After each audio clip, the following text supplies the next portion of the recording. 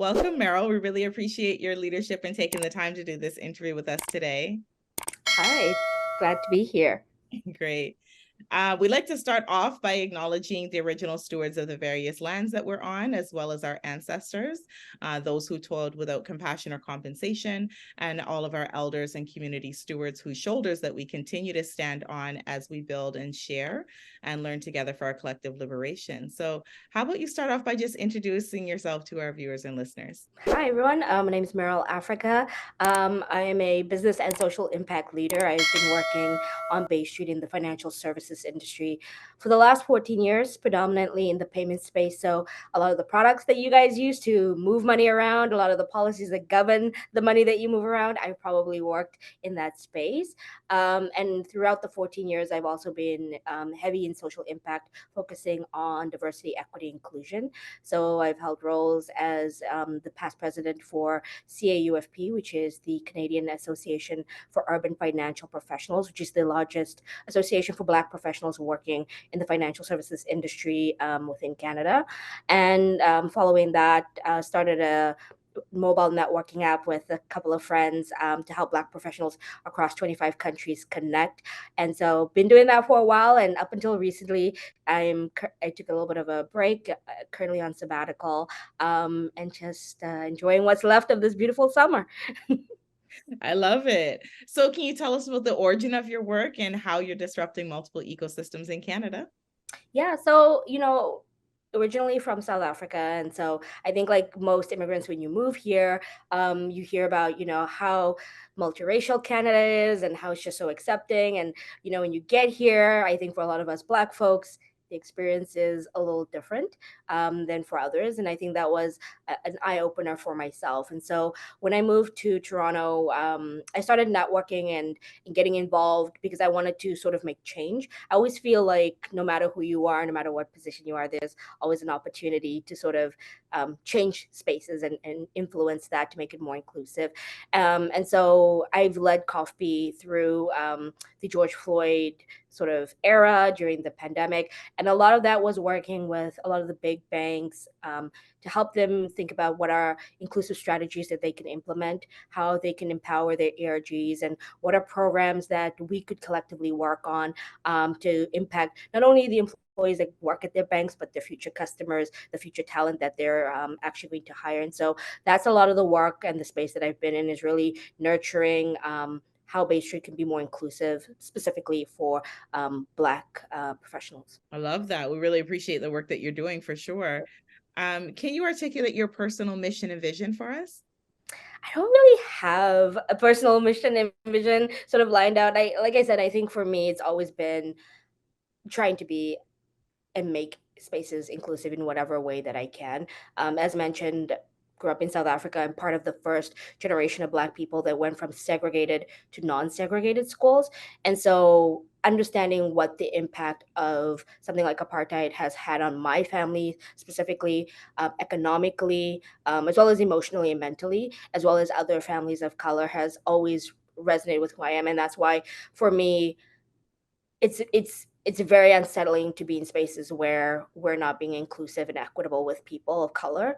And so that's sort of the mission that I always have, and the purpose behind why I'm always working and participating, putting my hand up to really help change. I love that. So, how important do you feel in impact investing is in philanthropic innovation?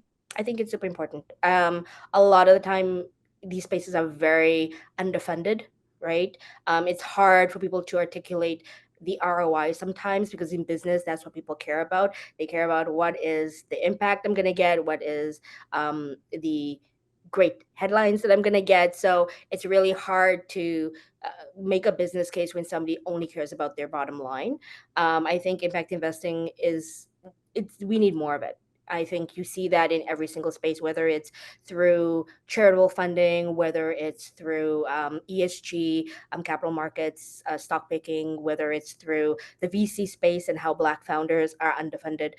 There's just so many areas in which we need money to flow in order for there to be equitable outcomes that actually are going to help this country, because how many immigrants aren't we letting in year over year? Absolutely. So very true. What inspires you most about your work? I, I think it's just trying to create a better space. Like what I love is watching a lot of the younger kids now who I think they have it hard, and they do. Like life is not easy, as but watching them have access to opportunities that we, if you think back to when you're in university and you look at the types of jobs that are coming up and the opportunities where, it's like now you don't just have to be a doctor, lawyer, engineer. You can be a lawyer that, helps to broker some of the biggest fintech deals in the world. And those types of jobs we never even knew about because nobody talked to us about that. But because these spaces are getting opened up and the curtain is sort of being drawn back for people to see this, just knowing that they're the generation that's coming up and the generation behind them, they're going to hopefully have much more opportunities, even though it's, inch by inch. That's the thing that sort of really fills my heart and makes all of this. I love that. So, what challenges or barriers do you face in your work, and how are you working to overcome them? Um, we've seen the attitudes of people when the George Floyd era happened, right? We've seen a lot of companies that it's almost like they had an awakening, and everybody was writing all these big statements and signing up for all of these things, and there was so many big checks being written up and partnerships being made, and that was such a beautiful thing to see because it really made me believe that there's going to be change, especially in corporate Canada. Um, but I think the challenge now is we're seeing a lot of conversation sort of steer back to pre-pandemic, pre-George Floyd era. We're seeing arguments made against things like ESG investing or ESG goals, diversity goals. I think it's and a lot of it is driven by finances and the economy because people really only care about the bottom line right now, and so they're losing sight of the fact that in order for there to be really truly impactful change, that change is not going to happen within a year or two. It took many, many years to create these barriers of entry for everybody. And it's going to be a marathon to break those down and to change culture and change attitudes. So that is a big barrier right now. I'm trying to get as much buy in as there was 2, 3 years ago is becoming challenging once again. But that doesn't mean that everybody's been like that, right? There's still a lot of great leaders out there who believe in this, who want to invest in this, who are partnering with organizations like Setsi and many others. And so those are the leaders that we hope will help us to continue to champion change and convince people's minds. Yeah, that's very true. So, do you have a key set of priorities that you're working on right now? Right now, I'd like to focus on I'm working on brainstorming some initiatives focused on Black women. I feel like Black women continue to be left behind, and there's not a lot of supports. I think there is conversation now around investing for founders, but when we look at the corporate space, we're still not seeing as many Black women moving up in the ranks, and so that is an area that.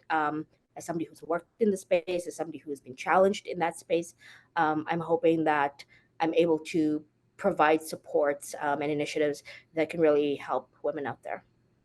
Absolutely. We love that. There's always a need there. So, how do you feel about the future of impact investing and venture capital in Canada?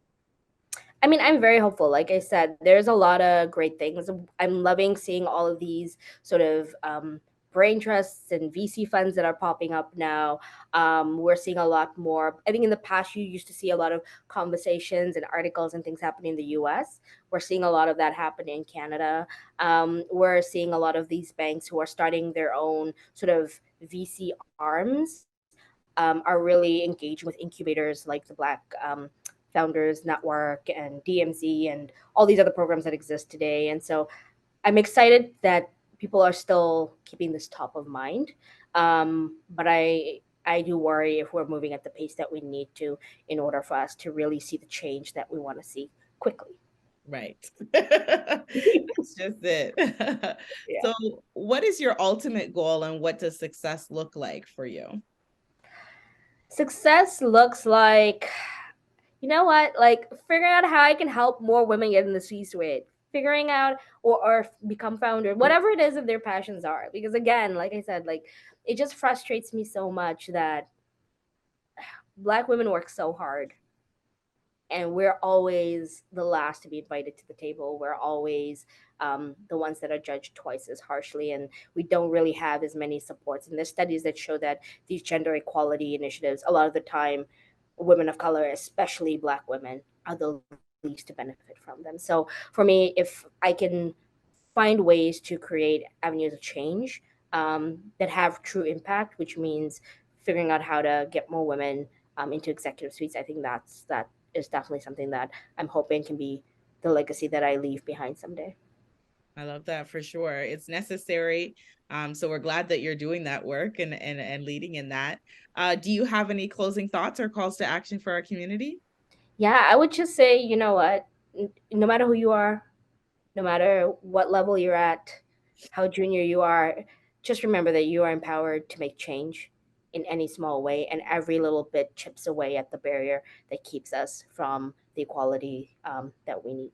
So go out there and be a change maker. And don't let nobody tell you nothing. I love it. Go out there and do your part. Don't let anyone get in your way. So that is remarkable. Thank you so much for that. We really appreciate, like I said, you taking the time and the remarkable work that you're doing. So thanks for having us, and keep these interviews coming. I've been watching them and they've been really, really good. So I'm I'm really glad loving you this. enjoyed though. So we appreciate you. We also appreciate everyone tuning in. And we just want to close the way that we started by acknowledging all of our ancestors and our elders, all of our community stewards whose shoulders we continue to stand on as we do this work and build and share and learn together for our collective liberation. So thank you once again.